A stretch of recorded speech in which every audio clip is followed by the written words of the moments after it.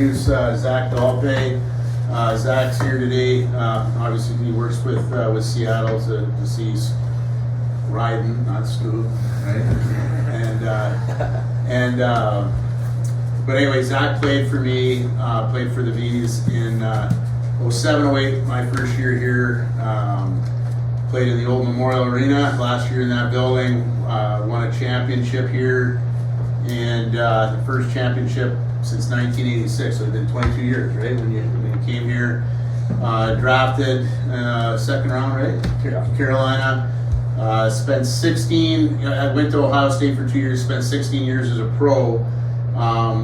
And you know, if you play 16 years of pro hockey in the NHL or the American League, you're a couple of things. One, you're going to be either really elite, you know, to play that. And the other side of it, to be involved that long and then get a job in the NHL, doesn't surprise me at all, because the character of this guy when he was here, his work ethic, the type of teammate he was, when you talk to people that when he went on, it was exactly the same way, right? And so, you know, no surprise that he's not that, you know, carved out a career like that for himself, and now in the game. So I'm pretty proud of this guy. One story I always think, you know, you win the championship in a bunch of games, but I don't even know if he knows this, but there was a time where I had to go over to his billet home unannounced. He didn't know I was coming over. I mean, obviously this is 19 years ago, I guess now I remember, like, and so I go over there. I think we had a recruit in town, and go over to his place. He's not there, and his room's better than probably most of your guys' rooms, the way, you know, better than Bernie's, I can imagine.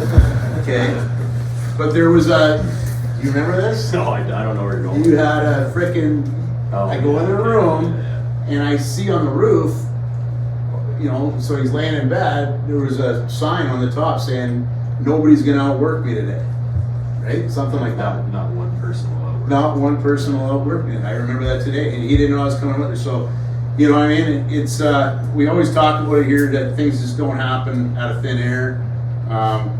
Anyway, I just let you chat with the boys. And yeah, I used to add names to that list too, which is kind of weird to think about it now. Yeah. Just staring at him in net. But no, like Freddie said, I was here 18 years ago now, which is kind of dating the both of us. Freddie's first year. Yeah. I flew out here from Junior B in Stratford, Ontario. Just a kid trying to make his way to get to the NHL, you know, I look back on it. This was a very important time in my career. It was a decision that, you know, 5-hour plane ride. Was homesick on the plane. Like, I don't know if I should do this. And then I touched down and saw the Okanagan and knew it was the right decision. And then being with Freddie, you know, you're just surrounded by guys that want to win. And that was our last year in the old Memorial. Still up? Yeah, still. Yeah, still with ice in it. Yeah.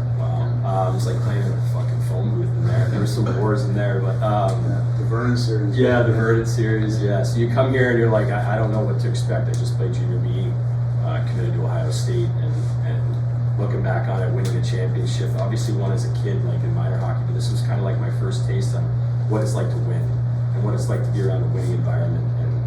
And so I learned, you know, how to play in important games and how to, you know, be in like a winning culture.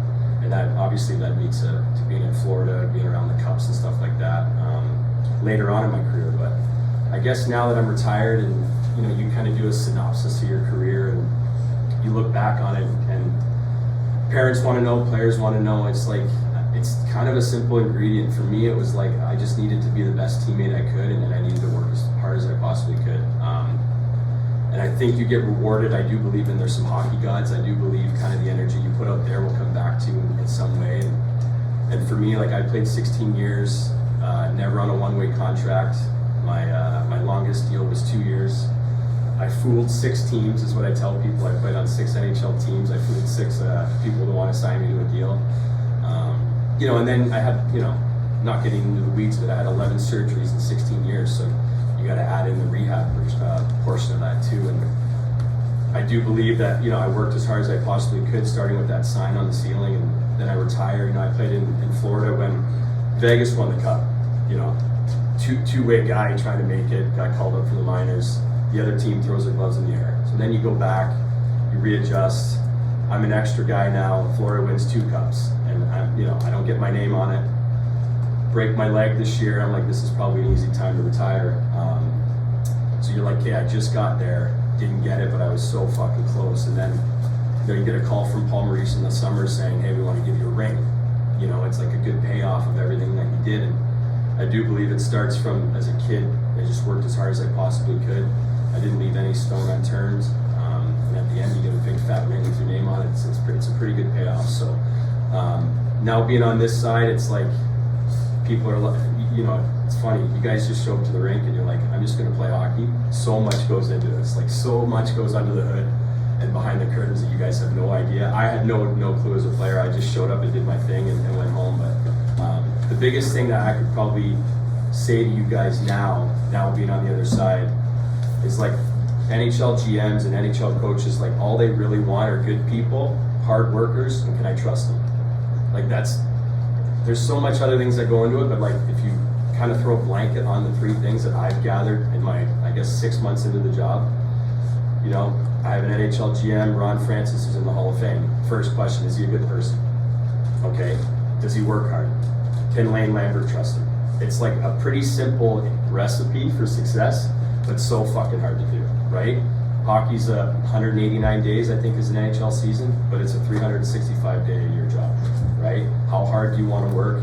Yeah, obviously you need to take some time off, and for the next 10 days after a season, you can have some ice cream and some other things. For me, it's like I want to put my head on my pillow at night, knowing that I did everything that day. And it sounds like a hockey nerd, it's not, I promise, I have some fun too. I tried everything I could that day, every decision I made. I have 3 kids and they all knew that Daddy's gonna be trying to become a better hockey player today. It just was the way it is. It sucked that it was about me during my career, but I had to make it about how can I become a better hockey player. And that's all I did. And I know, laying my head on my pillow at night, I did everything I possibly could today. Whether it's rolling out, whether it's going through video, whether it's whatever. I mean, if we were playing in the Calder Cup finals last year, I'm 36 years old and I'm stick handling before bed. So that's kind of my, I don't know, just what I want to pass on to people. It's just like, are you a good person? Do you work hard? And can we trust it? It's pretty simple. Awesome.